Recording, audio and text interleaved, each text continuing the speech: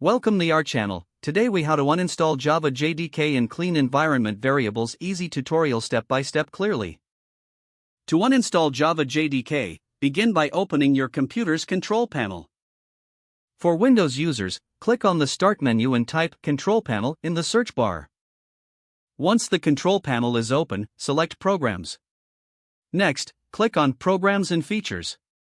Here, you will see a list of installed programs. Look for Java Development Kit or JDK in the list. Select it and then click the Uninstall button at the top of the window. Follow the prompts in the uninstallation wizard to remove the JDK from your system. After the uninstallation is complete, it's time to clean up the environment variables. To do this, right-click on this PC or computer on your desktop or in File Explorer. Choose Properties from the context menu. In the System window, click on Advanced System Settings on the left sidebar. The System Properties window will open.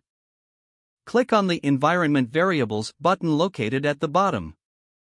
In the Environment Variables window, look for the System Variables section. Locate the variable named Java_home. If it exists, select it and next, find the path variable in the same section. Select it, then click on Edit.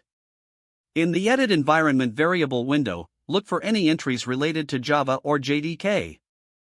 These entries usually contain paths like C:\program whitespace files /Java /JDK_version /bin. Select these entries and click on the Delete button for each one. Once you've removed all Java-related paths, click OK on all open windows to save your changes. Finally, restart your computer to ensure all changes take effect. You have successfully uninstalled Java JDK and cleaned up your environment variables. Your system is now free from any Java-related configurations. If the page does not load, refresh the browser or try again in a private or incognito window. Make sure you are using the correct email address, then retype it carefully to avoid small typos. If your password is not accepted, use the reset option and create a new strong password you can remember.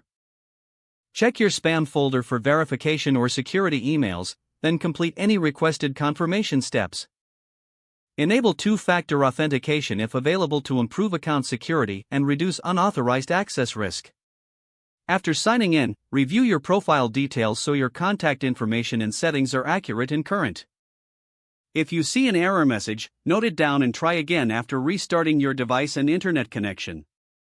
Don't forget to like this video and subscribe to our channel for more step-by-step tech guides.